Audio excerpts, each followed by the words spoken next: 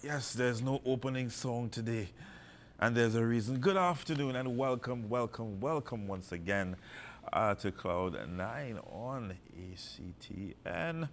I am Sheldon Yearwood. Thank you for joining us. I do hope you had a wonderful week thus far. I know many of you all will have appreciated the interview upon the Logo ship on Monday. That was a really exciting time. Being on that ship and seeing what they had to offer, more so in terms of ministry, not just the books, but what's behind the books in terms of ministry.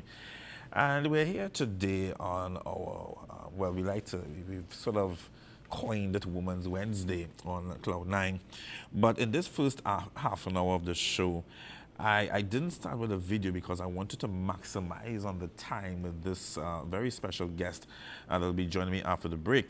I actually met her at one of our this was last week, Thursday actually, during what we call Chapel, Open Bible Institute of Theology. And she came to speak about human trafficking. She has been making wrongs across Trinidad and Tobago in relation to human trafficking and how it impacts us here in Trinidad and Tobago. So after the break, without further ado, we're going to have Juanita Headley on set with us. And again, we're going to maximize on this half an hour because there's so much to be discussed in such little time. Let's take a break when we come back. This is Cloud 9. Human trafficking, people. Serious issue.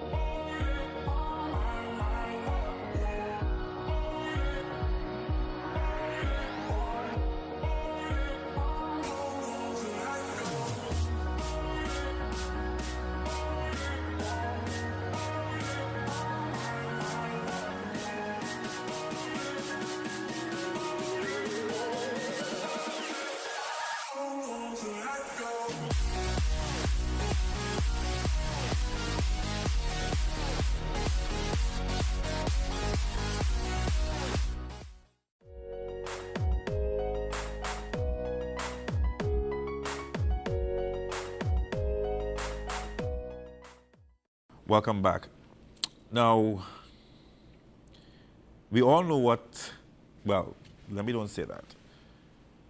The onset of cardiac arrest, from a physical perspective, you have cold sweating, you have pain. Of course, you have the emotional side of it. Of course, you're absolutely nervous. Your body starts to shut down. There is confusion because of lack of oxygen to the brain.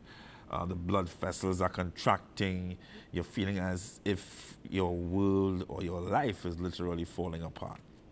And then, of course, comes the flatline. This is how many victims, not just of human trafficking, but violence or domestic violence or any sort of violence, sexual violence, this is how they feel, as if daily their heart is undergoing cardiac arrest.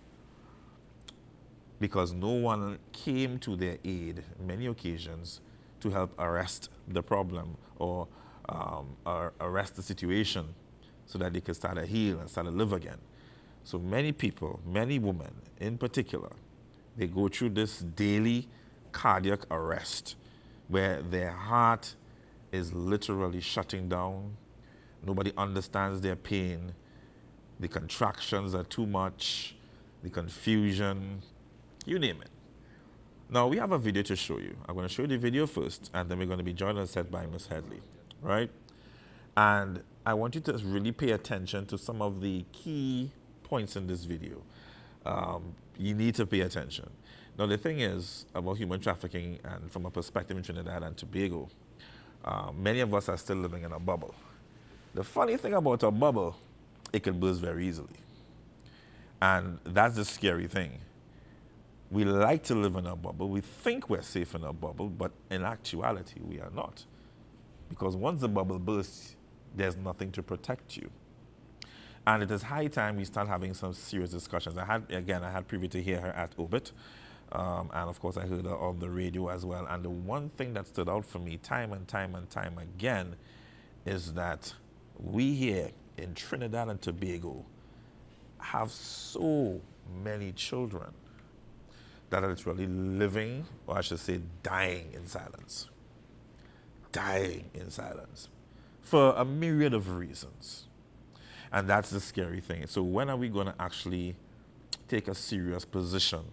And not just, again, not just human trafficking, but it's a lot deeper and a lot bigger than that. All right? So I believe we have that video ready at this time. All right. So we're going to take a short break. We come back. Just a quick break. We're going to actually go to the video, and then we're going to have Ms. Headley join us on set. All right, let's take a short break.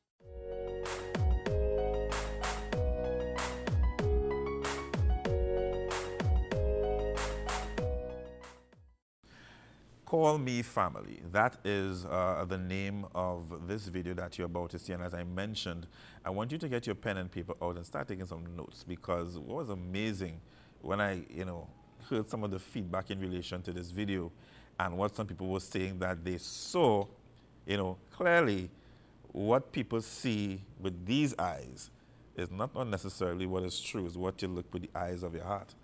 And what I'm realizing is that the eyes of the heart of many of us are blind, and we see what we want to see. All right? So it's called Call Me Family, and this is a video that was done by Christian, no? Go ahead. Christian organization. All right, and you're gonna see it now. Again, take your notes, and we come back. Ms. Headley on set.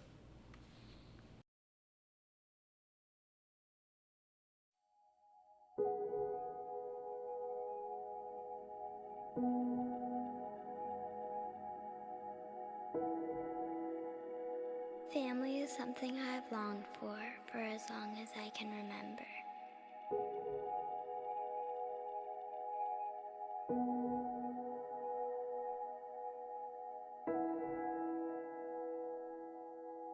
This is my story.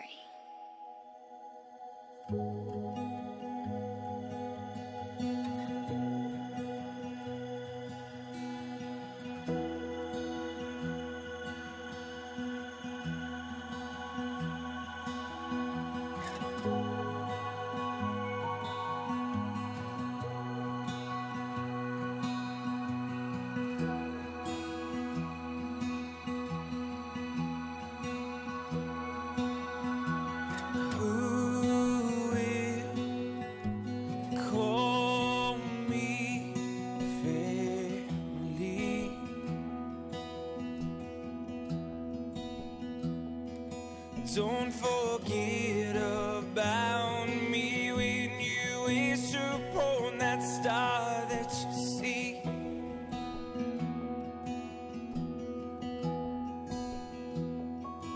'Cause I'm still alive under this same sky, wishing on that same star for strength to survive. But who will call me family?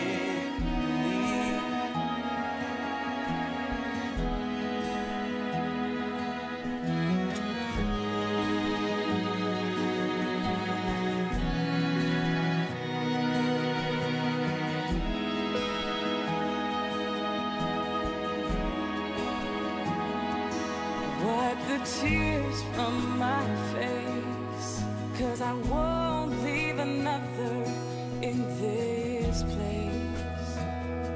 Oh,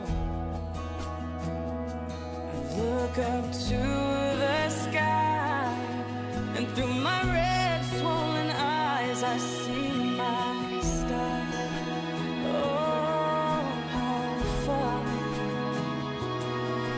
But with every new day, it doesn't seem so far away.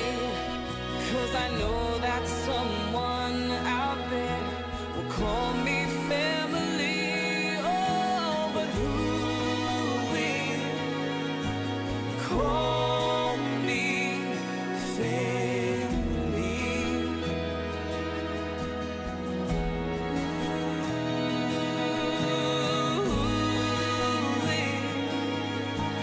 Call me family.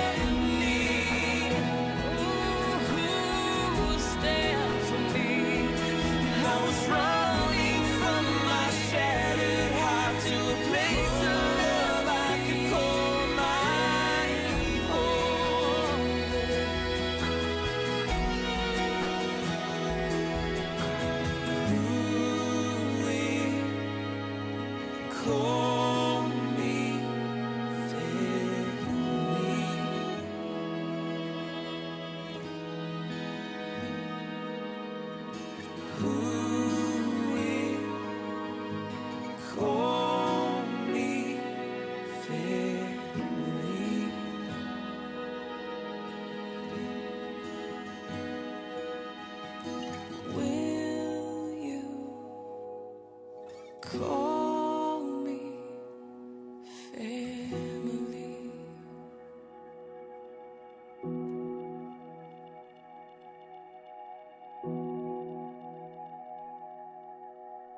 Don't forget about me.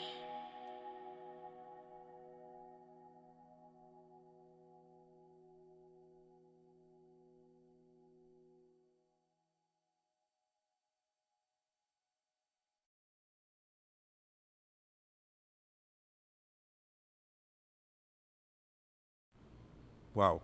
You know, that last scene, second time I'm seeing that video, and it gets me every time. It looks as though, you know, this new life, this door of opportunity, the doorway to freedom, doorway to heaven, however you want to phrase it. That is what I saw. We have Miss Juanita Headley on set with us. She's the CEO of Changing Cases. And thank you for coming. God's blessings to you and the great work that you are doing.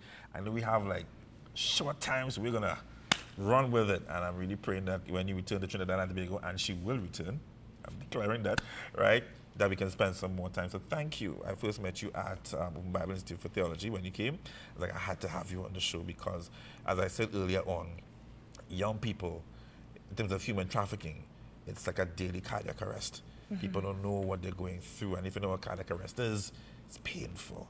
Tell us, first of all, how you got involved in, you're a young person, you're a lawyer as well, and you took on this mantle. Why? I have a heart for helping people, and for me it's all about Jesus, and the Lord directed me to the Philippines, and I went there August 2015, and it just changed my life, going there and hearing stories of sexual abuse, exploitation, and then just being powerless to do anything. And from that trip, it just changed my life, where I have a goal and a vision to just educate and empower people on this issue. Has that been challenging for you in terms of, you know, getting into different countries, access to information? Has that been difficult? I wouldn't consider it a challenge for me. I'm just open and willing to learn and receive. And whenever there's a door of opportunity, I will take it. So I feel I can speak to one individual in a room, and that person can be influential. Human trafficking is very taboo. In Trinidad, and I said it before and I'll say it again, in many instances we live in a bubble, and a bubble could easily burst. What you've heard in terms of your stay here, what are some of the frightening stories you've heard? So having spoken to some of the girls and boys, it's concerning when they tell me stories of incest with siblings, with cousins, neighbors, uncles, being sexually abused and raped multiple times by different family members, and the mother doesn't believe it or does nothing about it. And it breaks my heart every time I hear that story. And I've even heard of a number of women who were all raped at age 5, right here in Trinidad, at age 5. And the scary thing is that now some may say that's not human trafficking, but understand that is how it starts. That's right. At age 5 it starts. There's a domino effect, because when they feel so broken, they start searching. That's right. And then, of course, the wrong people are going to intercept and are going to take them away. Yeah. Now, in terms of human trafficking, in terms of a global perspective, what are some of the frightening details that you would like to share with us at this time? So the fact is, it usually comes right on your doorstep by somebody you know, and often we have girls who've been abused at 5, even boys, and as a result of that, it creates holes or spaces in the brain that creates something different about them. And so as a result of that, these girls or boys have insecurities. Maybe they have eating disorder, sleeping issues, they feel worthless, no value, and they have vulnerability, which is taken advantage of. When they're 10, they're abused again. At 16, having sex with a boyfriend or girlfriend. At 18, sometimes become a prostitute or promiscuous. It's just a journey. It's a journey, and it's unsettling, and it's so heartbreaking to see the journey of a child who had such great opportunities, but because the support system wasn't there, they end up selling their body on the streets because they believe that's all they're worth. You mentioned the Philippines. I also know you've been to India as well, and Yeah. you had some really interesting encounters. Can you tell us about that, please? Yeah, I spent 5 months in India, fell in love with it. It's a beautiful country, and it really stole my heart. And just seeing women who've been exploited and working in brothels, women with multiple husbands, child marriage, hearing stories of girls being married off at age 6 and dying on their wedding night. It just destroyed me. Girls whose fathers have sex with them to educate them on sex in marriage. And I love India. I think it's a beautiful place, but it breaks my heart that there are so many women who are just being disrespected and mistreated and being abused and sometimes tortured to the point of death in India. You threw a question out, and you've done it more than once, and I love the curveball of that question. when you ask, can you keep a secret? It's a curveball because people don't see what angle you're coming at. So you find that most people would have put, it depends. You might have to take a second look like, hold on, this question is not, there's something about it. And tell us about that question and what people need to understand when you ask, can you keep a secret? Right, so I spoke to some children this morning and I asked the question and everyone answered it depends. And I say to them, if someone you love and care about commits suicide tomorrow, how would you feel about it? When someone you love and care about smuggles drugs from Trinidad to England and goes to jail, how would you feel? Children are crying out for help, and I know of a child who was going to school and talking about the dog is crying and things because they're trying to tell the teacher something. When someone comes to you with a story that doesn't make sense, you've got to listen. And I tell the children about a story of a child who was sexually abused by their stepfather from age 4 to 10 for 6 years, attempted rape. And it stopped at age 10. The mother and stepfather divorced at 16, and the guy died at 24. But that child from 4 was asking, can you keep a secret? And it depends. And as a result, they were sexually abused for 6 years of their life. Wow. And that child is me. And that's the reason I do what I do, because I want people to understand that it's a very real thing. I was crying out for help, and no one knew that. And that's why I'm so passionate, because I was a victim, I'm now a survivor, and I did not become a prostitute. And so I want people to know there is hope. Even with the spaces in your brain, with therapy, counseling, or healing, the brain is restored. And I'm not a perfect person, but I want them to see that I'm able to go on and to do great things because of the grace of God. Wow. You know, when we look at, you know, I've heard this story before, and I hear it is like the first time because it's just so amazing. And when we look, you know, what I admire about you is your faith in God. And that is what has you going. That is the fuel, I believe, that God has placed in you to just keep going. Because when we look at Christ and his walk up Calvary, there were times that he fell and he got back up, and he fell and he got back up. You don't stay down. She doesn't stay down. Now we're human, and there are moments, let's be real, where it could just be a lot. How do you keep pushing? What about your prayer life and your spiritual life, given everything that you've been through, allows you to just keep pushing for the cause of these children? I think it's just because I love helping. It's one of the gifts that I have, helping people. And I kind of am like a superhero. I want to rescue children. I don't want anyone to be sexually abused, tortured, raped, or even murdered. I don't want them to go through that. I don't want any girl or boy to grow up and be an adult and have issues or have things a little different or quirky about them. I want them to have healthy and whole lives, because I sit here and there's still things the Lord is working on, but it's not easy. So I'm inspired by the hope I see in other survivors, and I'm inspired by my journey. You know, my journey is not conventional. I'm a lawyer, but I studied to be a chef. Didn't get good grades at school, but the Lord is so gracious that didn't hold me back. And I want people to know your past, it never has to dictate the future. It's about you. And when you know Jesus, he will turn things around miraculously, as he's doing in my life. One of the concerns, bringing it back to home in Trinidad and Tobago, because again, I want to just quickly go to this point. You find that, and I know of one personal case actually, where the girl raped at 14, and she believes that the system has failed her, right? Because the person who did it, they seem to be going about their business, you know, and that kind of thing. How do we reassure these young people, listen, you still got to speak out. You still got, as far as they're concerned, the system is silencing them. So how do we give them back that voice when they believe that nobody's listening? So when you go back to the whole, it depends. They might not even feel to say anything because, again, holes, just as holes in the brain, That's holes right. in the system. So please, how can you reassure them, you know, this afternoon? I think that even if there is corruption in a country, corruption in a system, it's never our place to lose trust completely. Because I say, if you see something, you have an obligation to say something. And I believe you've got to put the control back in the hands of the children. So I have girls and boys who WhatsApp me and tell me their problems and things. And it's about giving them the power. The control was taken. So I want to work with them. If I know a child is being raped by her grandfather every Christmas, I know I have to build a relationship with this child up until Christmas Eve and say, you know what, tomorrow I'm going to phone the police. And this is what they will do. And letting the child know. When the child has no idea what will happen, they're going to be petrified. They're going to be frightened. They won't trust you. Children will not talk about things unless they know that you're safeguarding and protecting them. So once you're open to them and say, you know what, I have to do this, but confirm it with them first. Say to them, this is what's happening. Don't just surprise them. Don't just surprise them. It doesn't work. I know I saw something with Sarah Jakes, that's T.D. Jakes' daughter, and it's interestingly that she made a statement when she wrote her book Lost and Found, and she said, lost in the pews, found in the world. It's the same thing. Lost in the home, found in the world. Many of these young people will now gravitate to the world because why? Nobody's hearing me at home. And that's where it gets messy.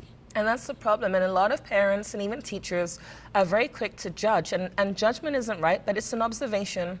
And then when you make the observation and call a 10-year-old child promiscuous and say that their behavior is inappropriate, they're dressing like a prostitute, it's unfair and unreasonable, because sometimes these children were traumatized, sometimes these children were abused, and they're acting out. It's all that they know. And so when we label somebody a lesbian or gay, it's unfair, because some of these girls have been traumatized and abused by every man in their household, and to safeguard themselves, they become a lesbian. And it's not that I agree or disagree with the lifestyle, I'm just saying the truth. It makes sense. It makes sense. If every man has raped you, you will date women. I'm not saying I agree, but it makes complete sense, and we need to stop judging and understand people. There's a lot of trauma that we have gone through as children, whether domestic violence, sexual, physical, emotional, and that's what makes us who we are if we don't get that help. Wow. You know, and we need to get to the root of some of these problems. You know, before, I don't want to squeeze out an extra minute, guys, if we can. Your organization, if anyone were to make contact with you, because you just move in faith, you know, and you don't worry about money. You don't worry about, because you understand who is your source, clearly. Yeah, you know, Jesus I can't get Christ. all the details, but if you hear, yo, so your organization, the website, how can we contribute to your ministry? I want to call it a ministry, and that's what it is. How can we contribute? So changingcases.org is my website, and I want people to reach out. I certainly love prayer, support, encouragement. I'm doing this journey alone, and it's very, very challenging, and I need people to take up the baton. When I'm getting 60 WhatsApps every day from children addicted to pornography, having sex with their siblings and cousins, we need other people to take up the baton. It's happening right here in Trinidad, and some of these children are believers, and their families know about it or are doing nothing. But I want people to support, and there's so much more I can share, but I want people to reach out to me so I can educate and empower people on this issue. It's a learning thing. I'm still learning, we're all learning, and we can all impart information to protect every child, every man and woman from sexual exploitation here in Trinidad. And you just two quick questions before we close things off. One, on average, how many children would you say approached you in Trinidad that had such a story, average? I would say that every time I go to a school, guaranteed one child will come up to me, or at least one child will message me. And there are many who are embarrassed, and some of them talk about careers and other things, and you have to dig deeper. Sometimes they just talk about the weather. I dig deeper, and when I dig deeper, they say they were abused. The point is, when someone's talking about things that don't make sense or are not relevant or simple, dig deeper. These children are not just, hey, I was abused. And just another thing, don't ask them to tell you play by play what happened. Ask them questions. Did he hold your hand? Did he do this? They will give you a yes or no, and that is comfortable. They will not tell you when Uncle so-and-so is sat next to you what he did. Make it a yes or no, have dialogue, and don't judge your children. If they're taking pornographic photographs, if they are looking at pornography, do not judge them. Get on their level. Do not beat them. That will not stop them from doing it. Get on their level so you can get them the help. That's important. I will give you a chance to close things off with any advice you want to give, not just to children, but to parents who are in denial. The camera is yours. So I just want to tell you all that it's really important to listen to your children. If they say they don't want to go to Uncle's house, ask questions. But remember, make it yes or no. And listen. If your child wants to talk about the dog, listen. There's something they're telling you. If their behavior is very sexualized, if they're dressing differently, what are they posting on Facebook? Please ask questions. Someone says, can you keep a secret? The answer is always yes, and that's why I do what I do, and that's why I share my story. I was a victim of sexual exploitation by my stepfather. I asked, can you keep a secret? It was an it depends. I don't want any child to ever go through what I went through, so please be open, make yourself available, and carry the torch. I can't do this alone. I need men and women to support me, to listen to these children's problems, to listen to them talking about addiction to pornography, and to not judge them. I don't agree with things, but I listen. When a girl says she's a lesbian but she's a Christian, I listen and don't judge. What would Jesus do? Let's look at the example of Jesus. He hung out with prostitutes, but he didn't agree with the behavior, but he hung out with them. So let's be compassionate, listen, be available, and please reach out to me. I'm just begging you, if you WhatsApp me, not at midnight, I need my sleep. I need my sleep, but please WhatsApp me. My information is on the website, changingcases.org. My Facebook, you go to people, it's Changing Cases. Please reach out. I'm willing to be your superhero, but just not at midnight. Remember that. That's only for Batman. Right, good. So, Juanita, thank you. Thank you for having me. Back home. She's actually Jamaican parents, so yes. Yes. She's a Caribbean Born woman. in London, England. That's important. Jamaican parents, volunteer lawyer. That's Amen. Important too. Thank you, and God's blessings to you and Thanks your so ministry. much. Really appreciate your time. Yes. All right, this time we're going to go straight to our sponsor, our new sponsor segment with Dr. Shireen Kalu, a Woman's Wednesday. As take a look at your health. That's right, ladies. It's about to begin now.